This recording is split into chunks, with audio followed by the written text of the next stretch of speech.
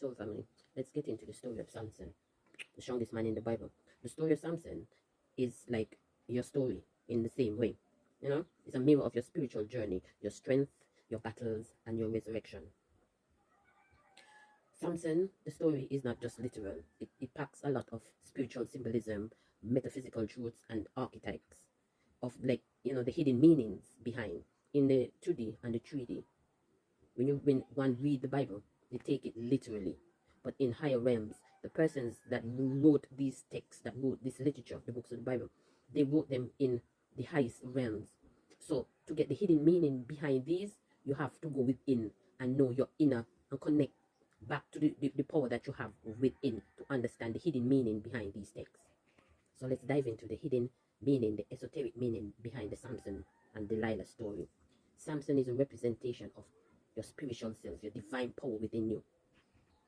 Samson is your inner divine potential, your raw spiritual energy, your kundalini life force.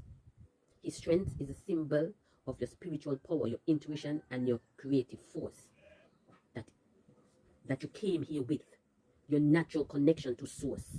That's what Samson represents. And when you honor that vow that is within you, you become unstoppable.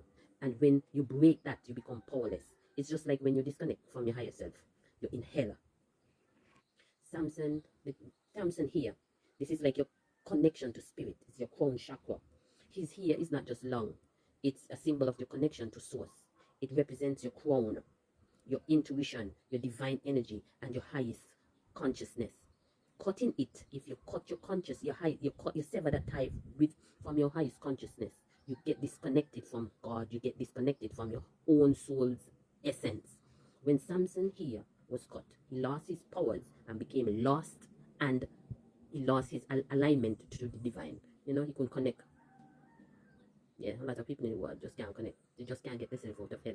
But you have to do the inner work. You have to go within. You have to go back to the source, because when you came here, when we all came here, we came here with everything we need. And we have to stop, look outside ourselves, and connect back within to understand all the hidden meanings. You have to open your third eye. You have to connect back to your crown chakra. You have to align all these chakras. The chakras are power centers within you. And if you don't connect back to that, you get lost in the 2D and the 3D. And if you're lost in the 2D and the 3D, and your body ceases to exist, we don't die. The body that you're carrying will die. You will have to repeat the same exact life over and over and over. Delilah is not just a representation of a woman. It also represents the distraction, the seduction, the egotistic desires. She pulled Samson. It's like the desires pull you away from your God-given power, and by appealing to your senses, just as the ego pulls your souls away from its purpose. And in the Bible, she keep asking, where does your strength lie? Where does the strength lie? And every time she would get an answer, she would try that.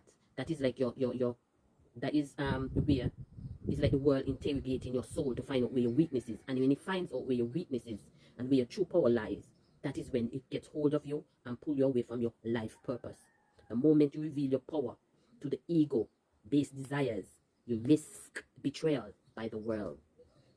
Whether it is sexual desire, alcoholism, domestic abuse, whatever guilt you have from the world, find out your ego. Let your ego know your weakest point. That is it. Yep. And the Philistines, that represent your limiting beliefs, your inner enemies.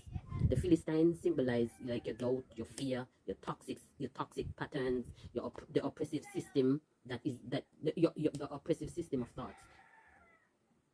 We don't generate our own thoughts. We think, but we don't generate our own thoughts. Yeah. They want to control and weaken you and blind you from your inner strength. And when you fall to the low energy, like lust, pride, betrayal, you become enslaved by them.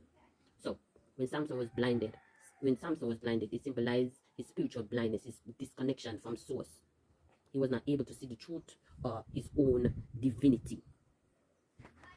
Then we come to the fall, or the death of the ego and the rebirth of the spirit. In the end, when Samson was humbled and he was blinded and imprisoned, that symbolizes the darkness of the soul. When you reach to the point like, why, fuck it, this is it. You go within now and you have to clean out all of these webs, all this darkness, push them to the surface So the blindness is like you reach to the darkness of your soul. But in his brokenness, he calls out to God and reconnected to source. Yep, you have to reconnect. You came here fully equipped with everything you want. And through life, we learn a lot of patterns from our parents or teachers or communities and all these beliefs and all these thoughts that we hold on to. Erode us and keep us further from our path. So we have to go into the dark meditation. We have to go into stillness. We have to go into self-preservation. Yep. And he died pulling down the temple. This symbolized the destruction of the false self, the ego, and the liberation of the soul. In dying of the old self, the true power is revealed. You have to let go the old self. You have to let go people. You have to let go. You have to come back to nothing of the purity. Like when you're just born, you have to come back to that. You have to let go the old self. You have to let go you have to tumble. So every time, like you got these little temples that fall in the Bible, is all about you're going within and you're eroding all of these things that you get along the way that had you distracted, that the ego took over with. So in dying his old self, in dying to his old self, the true power is revealed. His final act is the most powerful because it comes from spiritual surrender, not brute force. Yeah. Yeah, so sometimes you have to ask yourself, where in my life am I giving away my power? Your power, you give it away to Delilah, your lower distractions, your lower desires. Where in your life are you giving away that power? Are you nourishing the spiritual strength? Are you slowly cutting your hair by neglecting your higher self? You have to ask yourself these things. What Philistines are you battling? Or do you have to reflect on your beliefs and patterns within you? It look like to surrender to your highest path, even if it's meant letting go of everything you thought made you powerful. You have to ask yourself a lot of these questions. So Samson is a representation of you getting lost on your journey here. Delilah represents your desires, what got you distracted from your path. The Philistines is a representation of all the beliefs and fears and seduction, all those things. And the final collapse is when you have to take back your power. The death of the ego, spiritual surrender, and soul awakening. Yep. So Samson, more or less, Samson is merely talking about yourself, how you came here, connected to source, and when you're tethered that connection, Delilah will come in with the distractions and will be reinforced by the Philistines, your fears, your doubts, and those things. So, yeah, you have to awaken yourself and travel up to the higher realms of dimension, and connect back to source. So shall it be, we rise.